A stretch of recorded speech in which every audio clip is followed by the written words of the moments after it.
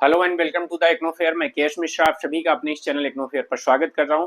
जी हाँ, बांग्लादेश में भी सेम वही शुरू हो गया है जो अब तक मालदीव्स में था। ठीक है, India out and China Pakistan इन।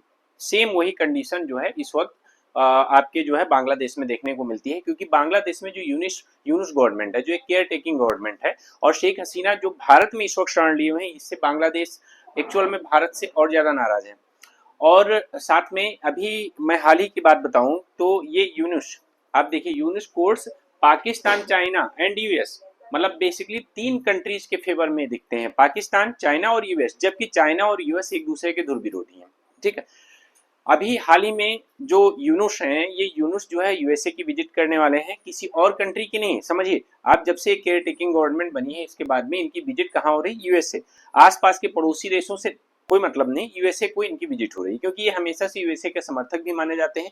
और मैंने आपसे बहुत बार इस चीज को बताया है, इवन मतलब वीडियो भी बनाया, शेख हसीना के द्वारा भी ऐसा कहा गया है कि यहाँ जो वहाँ पे कॉन्फ्लिक्ट क्रिएट हुआ, जो वहाँ पे तख्ता पलट हुआ, उसमें जो है यूएसए का मेन रोल रहा है। ठीक है, और यूएसए की समर्थक गवर्नमेंट यहाँ आई है। तो इस बात से इनकार नहीं किया जा सकता कि जो मैंने आपको सेंट मार्टिन आइलैंड के बारे में बात किया था, कि जो ये शेख हसीना का कहना था कि यूएसए आर्मी बेस बनाने के लिए चाहता है, तो ये पॉसिबिलिटी है कि यूनुस के द्वारा ऐसी कोई डील वहां यूएसए में की जाए, ऐसे जिससे कि जो आइलैंड है पर्टिकुलर वो यूएसए को मिल जाए अपना आर्मी बेस बनाने के लिए। और अगर ऐसा होता है तो इंडियन ओशियन में अस्थिरता आना बिल्कुल तय है, और भारत के लिए भी बहुत ही खतरे की बात है। इंडियन ओशियन में दो देश लड़ेंगे आपस में, क्योंकि चाइना की भी कहीं ना कहीं एंट्री हो चुकी है, और चाइना और यूएसए और अमेरिका, सॉरी, चाइना, यूएसए और भारत। ठीक है, ये तीन ऐसे देश हो जाएंगे कि यहाँ जो है जो इंडियन ओशियन में जो है अपना प्रभुत्व कायम करने के लिए जो है, आप समझ लीजिए इतना कॉन्फ्लिक्ट रेज होगा कि इंडियन ओशियन में ही अस्थिरता आ जाएगी। ठीक है, तो इसको आप ध्यान से समझिएगा चीजों को। मैं आपको बहुत कुछ बताने वाला हूं इसमें, बस आप बने रहिए क्लास से, और साथ में चैनल को सब्सक्राइब करिए, बेल आइकन दबाना बिल्कुल भी मत भूलिए, और साथ ही मेरे टेलीग्राम चैनल से जरूर जुड़े। ठीक है, बांग्लादेश चरण इंडिया आउट, पाक चाइना इन।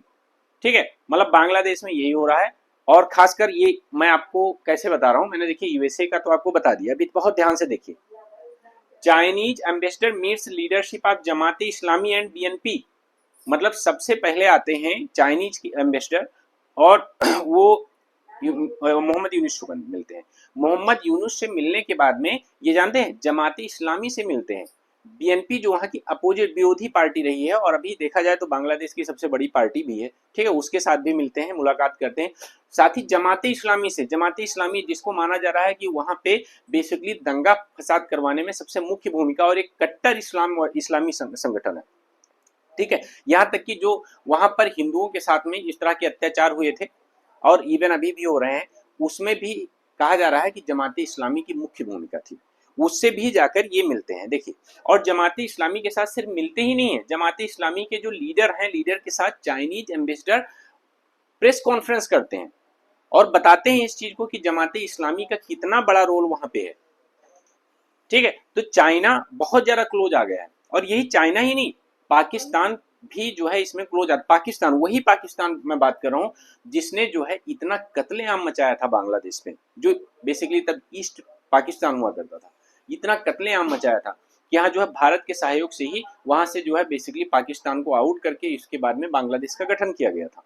लेकिन मौजूदा स्थिति ऐसी रही है कि जो पाकिस्तान, जो बेसिकली बांग्लादेश को आज़ाद कराने में मुख्य भूमिका निभाते रहे मुजीबुर रहमान, शेख मुजीबुर रहमान, उनकी भी सारी स्टैच्यूज तोड़ दी गई हैं, पूरी तरह से उनको बैनिश करने की कोशिश की गई है वहां से।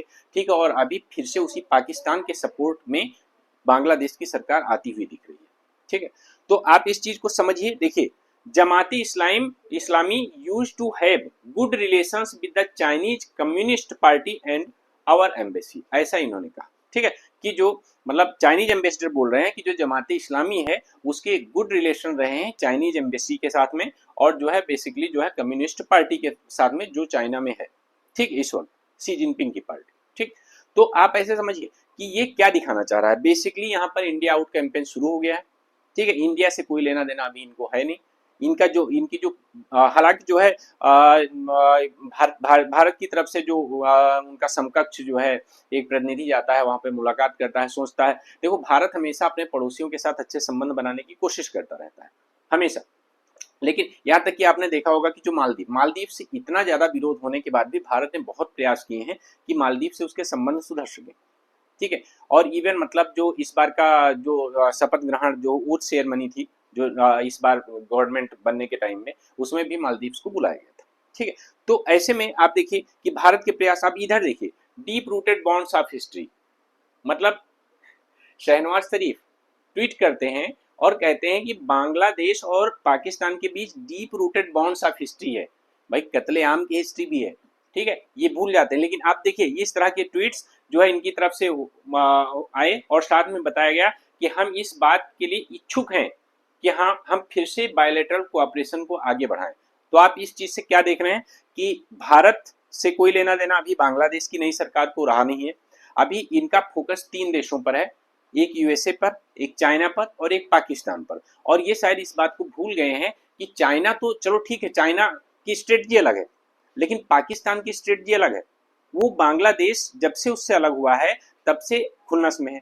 बांग्लादेश अगर पाकिस्तान के करीब जाता है तो पाकिस्तान और चाइना मिलकर बांग्लादेश को बर्बाद कर देंगे, पूरी तरह से बर्बाद कर देंगे। और वैसे अगर ये देखिए भारत क्यों चिंतित रहता है, क्योंकि भाई भारत के पड़ोस में ये देश है और अगर यहाँ अस्थिरता आती है तो भारत पे भी इसका प्रभाव पड़ता है। जैसे आप देखिए भारत के जितने पड़ोसी देश हैं, कहीं ना कहीं चाइना और यूएसए और पाकिस्तान, ये सभी मिलकर वहाँ अस्थिरता पैदा कर चुके हैं। देखिए पाकिस्तान में तो ऑलरेडी अस्थिरता, वहाँ के जो मतलब प्रधानमंत्री थे वो जेल में है और फिर से जो है क्या कहते हैं अभी नई पार्टी सरकार में है। ठीक है, वहाँ तख्ता पलट ऑलरेडी हो चुका है और जो तख्ता पलट हुआ है वो चाइना और यूएसए, चाइना की समर्थन, यूएसए का भी समर्थन उनको प्राप्त है, जबकि इमरान खान यूएसए के खिलाफ आग उगलते रहते थे। ठीक है, आप चले जाइए श्रीलंका, श्रीलंका में भी देखिए तो वहां भी चाइनीज समर्थक जो है गवर्नमेंट है। बांग्लादेश का भी वही हाल हो चुका है। ठीक है, और अफगानिस्तान और पाकिस्तान की तो बात ही अलग है। म्यांमार में ऑलरेडी जो है चाइनीज समर्थक गवर्नमेंट है। तो ऐसे में भारत के चारों तरफ अस्थिरता है। ऐसे में अगर मान लेते हैं यूएसए का कोई आर्मी बेस यहाँ पे भारत के पास आ जाता है, बांग्लादेश और म्यांमार के बीच में, तो इंडियन ओशियन में अस्थिरता आना तय है। तो इसी के साथ में आज की क्लास खत्म होती है। ठीक है, और आप सभी लोग चैनल को सब्सक्राइब करें, बेल आइकन दबाना बिल्कुल भी मत भूलें और साथ ही मेरे टेलीग्राम चैनल से जुड़ें। आप टेक्नोफेयर बाय केएस सर के नाम से, जो ये नीचे रेड कलर में लिखा हुआ, इसी नाम से आप टेलीग्राम चैनल पे सर्च कर सकते हैं। वहां आपको पीडीएफ भी मिल जाती है, आपको ग्रुप और चैनल दोनों मिल जाएंगे, आप लोग ज्वाइन कर सकते हैं। धन्यवाद।